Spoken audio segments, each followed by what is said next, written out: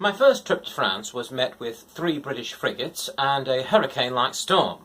What could possibly go wrong with the second trip?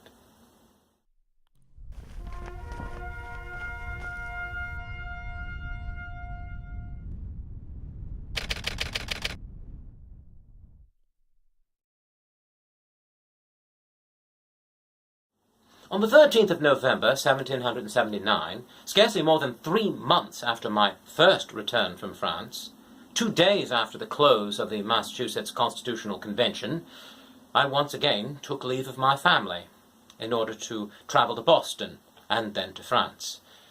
This time I took my son Charles with me as well as Johnny, along with 2 secretaries and a servant, not a slave.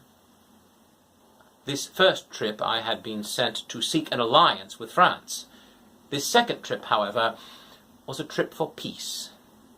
I had been chosen by the Congress to serve as Minister Plenipotentiary to England to seek peace and commercial treaties with them.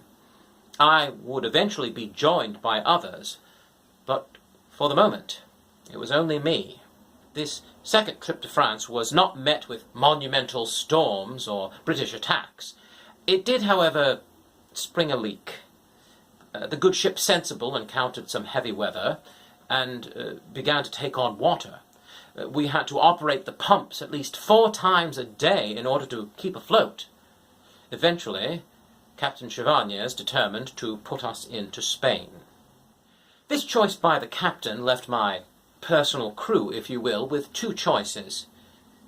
Wait in Spain, possibly for months, for repairs to the ship and to the pumps, or walk.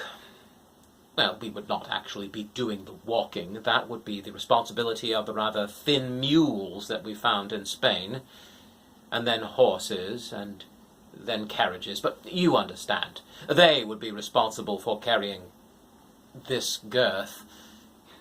It would take nearly 1,000 miles of travel by land, taking over a month. And that was the choice we made. But we did safely arrive in Paris. I dare say none the worse for wear, with the exception perhaps of the mules. But it was a long journey to peace. This last trip alone took me away from my family, from my country for years. But the path to a desired end is seldom easy, but more often than not, it is worthwhile. Good day to you.